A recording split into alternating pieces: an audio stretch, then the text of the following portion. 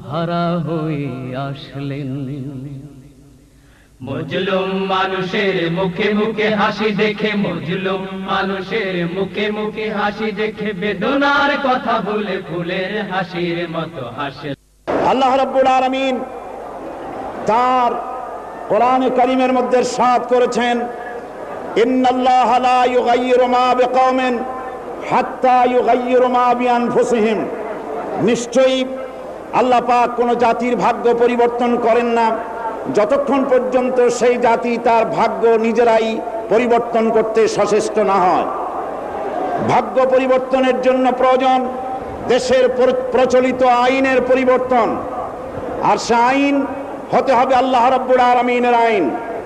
দেশ স্বাধীনের পর আমাদের এই মঞ্চের পেছনে যে সংসদ ভবন রয়েছে, এই সংসদ ভবনে যারাই এসেছেন তারা এই জনগণের ভাগ্য পরিবর্তনের কাজ, কেউ এই কাজে হাত দেননি।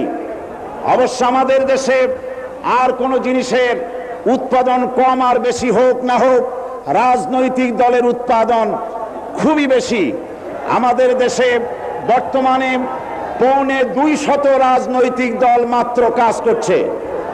এদের ভিতরে এমন দলও আছে যাদের নেতা এবং তাদের সেক্রেটারি সভাপতি কোথায় থাকেন তা খোঁজ করার জন্য তুলারাশির লোক দিয়া বাটি চালান দিয়েও খোঁজ করে পাওয়া যায় না। বর্তমান এই অবস্থায় দেশে বিদেশে সকলেরই জানা, এতগুলি দলের মধ্যে 4টি দল হলো প্রধান। এই 4টি দল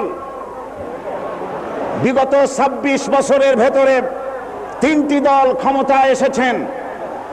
এই 3টি দল তারা ক্ষমতায় এসে জনগণের ভাগ্য পরিবর্তন করেও আর নাই করতে পারুক, নিজেদের ভাগ্য দক্ষ এবং সুনিপুণতার সাথে নিজেদের ভাগ্যের পরিবর্তন করেছেন।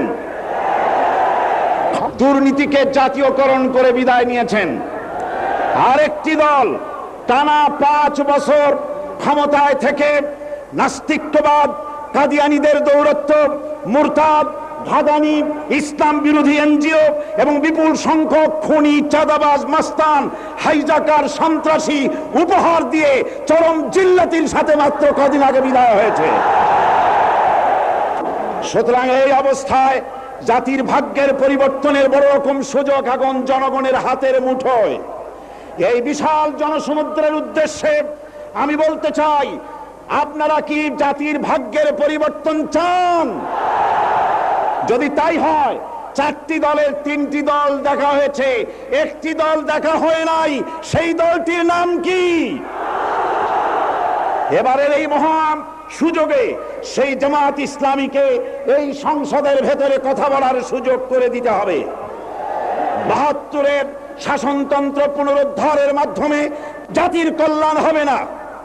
76-এর শাসনতন্ত্র দিয়ে জাতির কল্যাণ হবে না। জাতির কল্যাণ হতে পারে, ভাগ্যের উন্নয়ন হতে পারে আল কোরআনের সংবিধান। কেবলমাত্র কোরআন, শুধুমাত্র কোরআন, একমাত্র আল্লাহর আইন, সৎ লোকের শাসন ছাড়া জাতির কল্যাণ হতে পারে না।